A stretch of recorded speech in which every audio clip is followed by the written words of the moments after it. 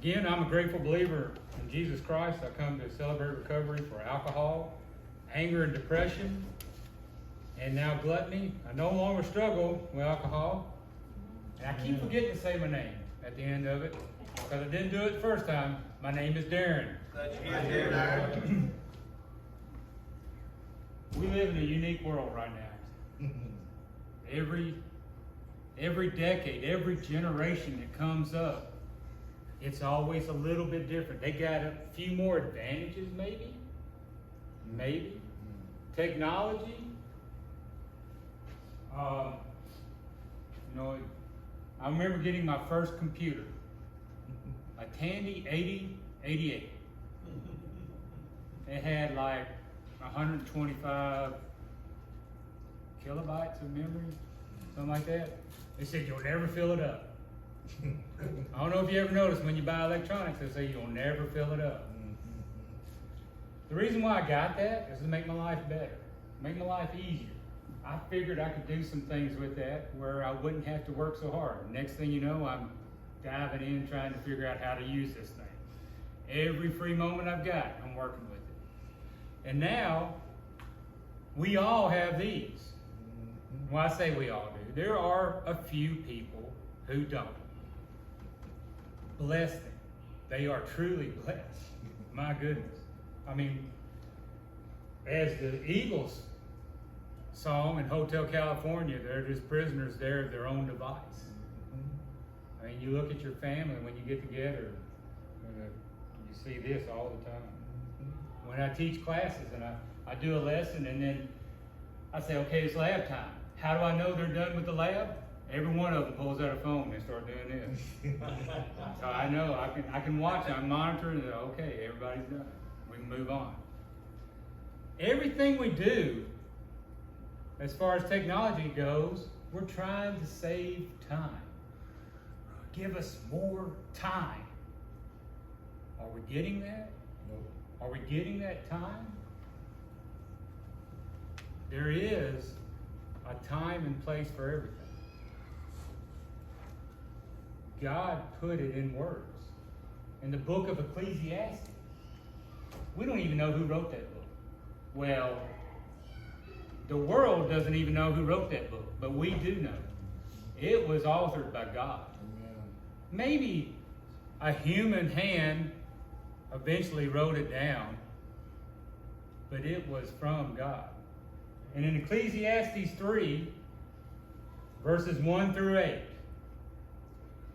for everything there is a season, a time for every activity under heaven, a time to be born and a time to die, a time to plant and a time to harvest, a time to kill and a time to be healed, a time to tear down and a time to build up, a time to cry and a time to laugh, a time to grieve and a time to dance, a time to scatter stones and to gather stones, a time to embrace and a time to turn away, a time to search and a time to quit searching, a time to keep and a time to throw away, a time to tear and a time to mend, a time to be quiet and a time to speak, a time to love and yes, a time to hate, a time for war and a time for peace. It's a lot of time. There's everything under heaven. There's time for everything. Let's take a look at the word time. We have time, right? We don't have enough time. How many hours in a day do we have? 24. And that would be, I got this all figured out here. Let's see, we have 365 days in a year, sometimes an extra one on leap year. Sometimes on leap year. On some leap years, you don't get that. I don't know if you don't know that or not. Some leap years, you don't enjoy the extra day because time is not perfect on the calendar. And they do adjustments. Man does adjustments. There's 24 hours a day, 60 minutes in an hour, 60 seconds in a minute, 3,600 seconds in an hour, that would make 86,400 seconds in one day. Those of us who attend certain types of recovery, celebrate recovery, those of us who have hurts, hang-ups, habits, we start thinking, well, one, I'm out of time. I'm done for. There's no way. And through grace of God, he says, no, there is a way. Take that step, and I'm right there. He's right there with us. So then he starts saying, okay, you got a day. You know, we've all said it. I'm doing one day at a time. Even on my diet, one day at a time. Why? Because that's 24 hours. If I can get through 24 hours, and if God decides that I need to wake up tomorrow, I have another 24 hours. I mean, it's in his time. It is but a vapor, but it's also a day is 1,000 years to God. Time he made. He made the earth in 7 days. How long did it take? Said 7 days, or 6 days, and he rested on the seventh. You know, it's pretty incredible. Hard-working man. We need to be like that.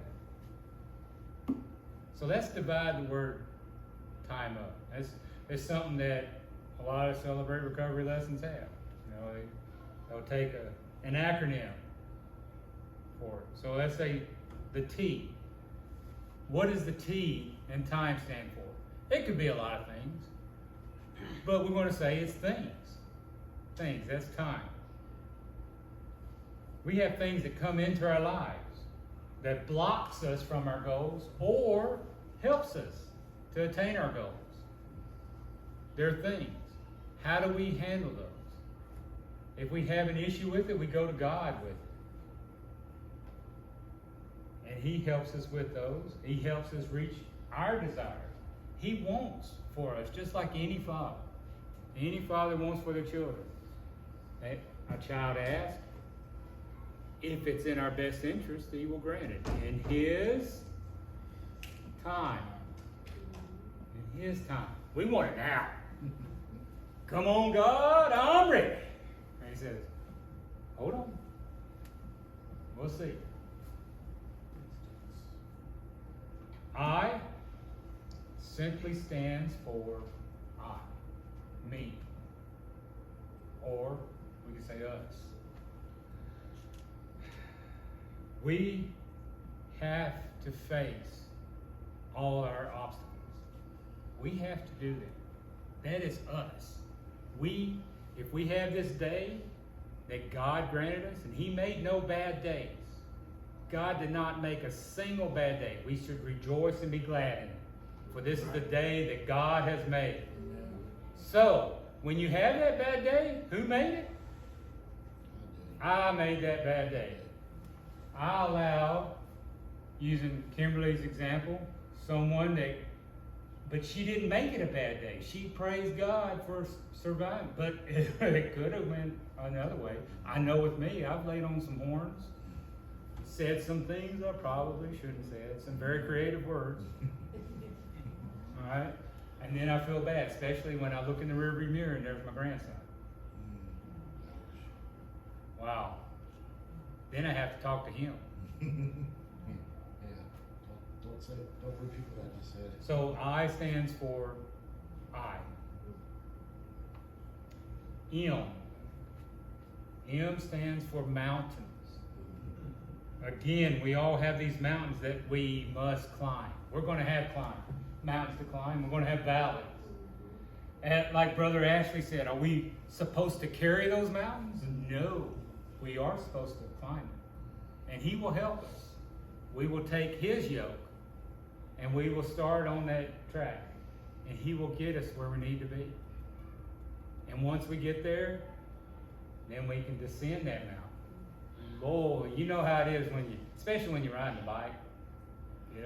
pedal.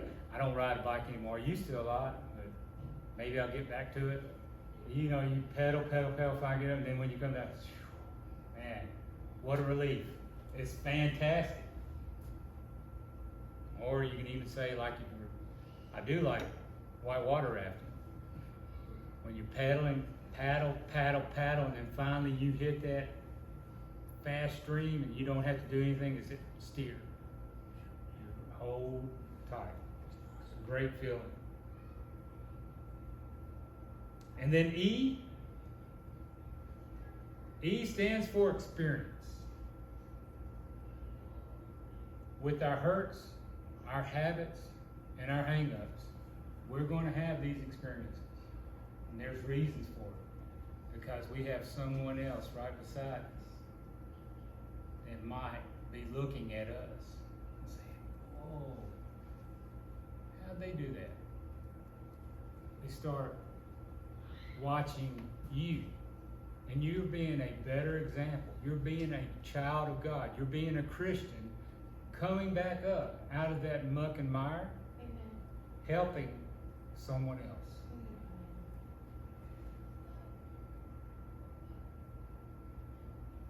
We gain experiences, and with that, we're able to have empathy also. We understand what somebody's going through. We don't, they say, don't judge me. We all make judgments. We see somebody, I wouldn't pick them up on the side of the road. Well, you don't know what they're going through. They may just need that ride and a talk. So we can also shed some wisdom. We can also shed some encouragement to those people who are about to go what you just went through. Those days that you think, man, I don't know, this is horrible. Then you think, where were you at? I think about where I was just over a year ago. Like, man, I'm so happy I'm not there anymore. It's just, I remember when I finally got sober, looking in my wife's eyes and seeing the disappointment. We have to remember that. But we don't dwell in it. It's like Brother Eddie said, we got to move forward. We got to have not only, here I am, but what is God doing for us? What are we able to accelerate now? Because we're not that anymore. None of us are. We're all moving forward. We're like a stream. We're not like a pond. Amen. All right? We are flowing rivers. So yes, those who have hurts, habits, and hang-ups, they are dealing with one day at a time in the beginning. And then they start saying, well, we got a week now. I got a weekend. Let's see what I'm doing the next week. Then a month. That's why I want to tell you, when I got that first, chip, not the blue chip, not the start chip, got the second one, I'm like, nah. Got that third one, I was like, okay, that's something. You get that 1 year and it's metal, it makes a clump. It's pretty cool. Pretty cool. Time. It's probably the most valuable commodity we have, even more than land. No more time is being made. It's there. What are you going to do with it? What are you going to do with this time that God gives us? Because if you do wake up in the morning, that's because God's got plans for you. What are you going to do with that? You want to do your own thing, or are you going to talk to God? Like Brother Eddie says, it's time to start off. Take a little time, spend a little time with Jesus. It's very important. So I'm closing now.